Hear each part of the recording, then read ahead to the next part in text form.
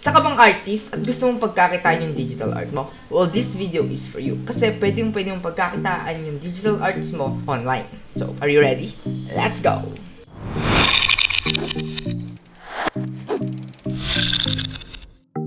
What is up guys? Welcome back to my YouTube channel. Kung bago ka lang dito, ako nga pala si Gabriel Diaz at dito sa channel ko, I upload make money online videos and other stuffs. So, kung bago ka lang dito, make sure to hit that subscribe button and turn on the notification bell para ma-notify kapag may bago tayong upload. This video guys is sponsored by Current Rewards. Current Rewards ay isang app guys na kung saan pwede kang kumita ng pera online sa pakikinig lamang ng music. At ang best part sa Current Rewards is it's absolutely and 100% free. Make sure to check the first link in the description to download Current Rewards. Okay guys, so di ba ang dami sa atin ang gumagawa ng mga digital arts like yung mga vectors and 3D stuffs and others. So alam nyo ba guys na pwede nyong pagkakitaan yun? Or pwede nyo siya ibenta into cryptocurrency. So, kung siguro kung napapanood yung mga video ko, I explained about cryptocurrency. Isa siyang digital currency na kung saan tumataas at bumababa din yung presyo. Depende sa project ng coin. So, para lang siyang stock market pero mas risky. So, anyways guys, hindi cryptocurrency pag-uusapan natin yan. Ang pag-uusapan natin is NFTs or non-fungible token. Isa siyang type ng cryptocurrency na kung saan hindi coin yung hawak mo. Kung hindi either digital arts or in-game items at marami pang iba. Pero ngayon, syempre, ipo-focus natin is yung digital arts. Kasi nga, alam ko naman sa inyo ng mga artists siguro yung mga pumunta dito or manonood sa video na to at gusto nyo pagkakitaan yung mga artworks nyo, syempre.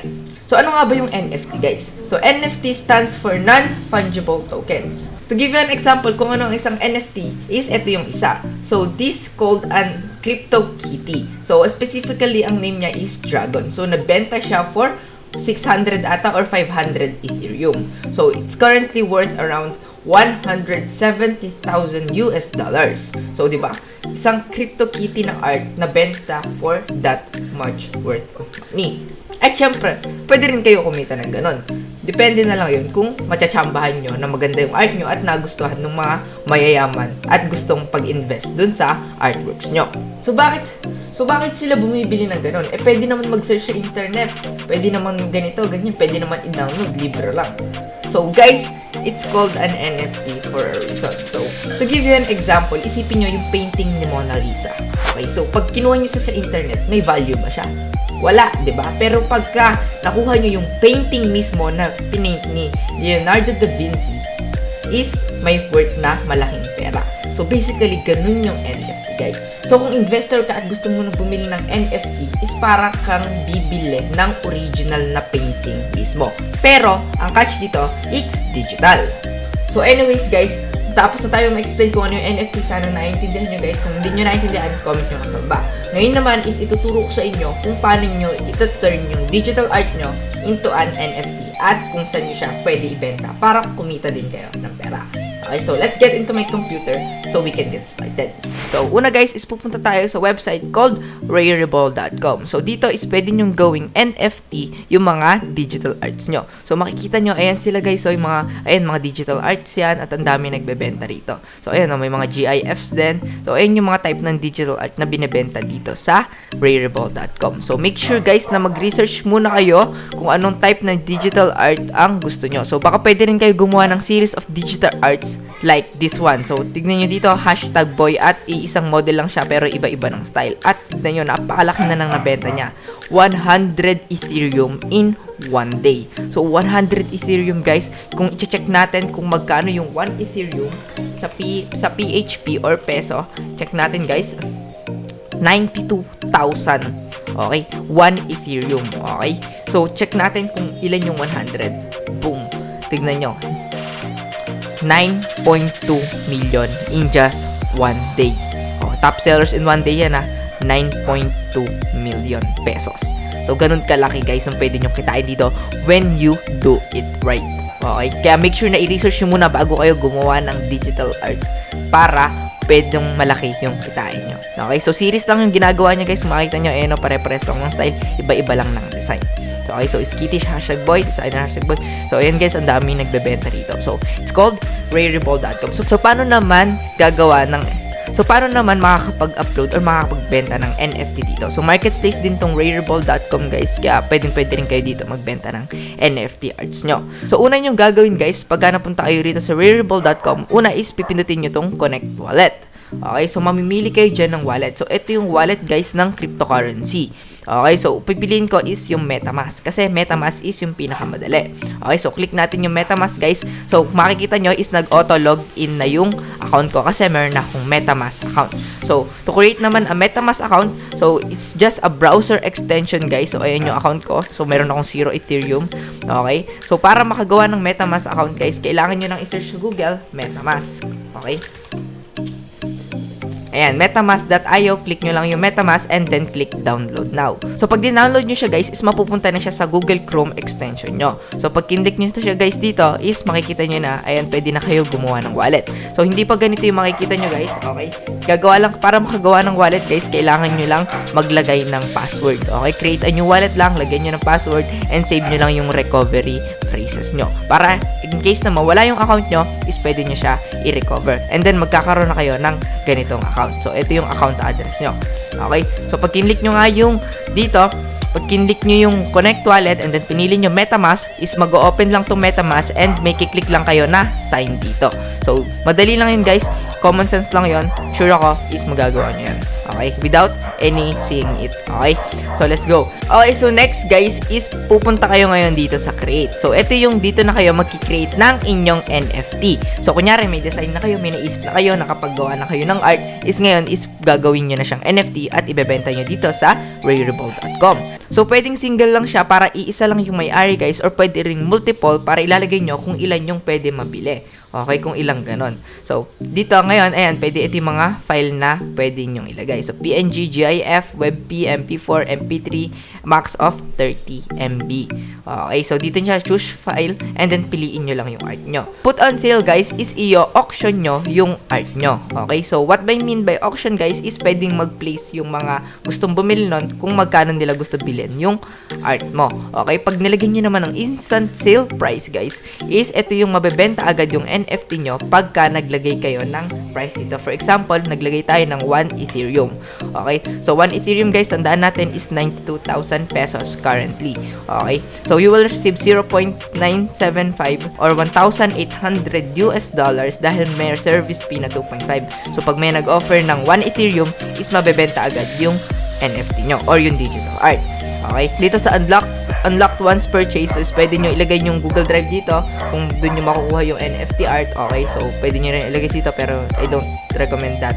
Okay, so dito and pwede kayo mamili ng ERC721 or Rarible. So, pinipiliin ko na lang para hindi masyadong technical is piliin nyo na lang Rarible.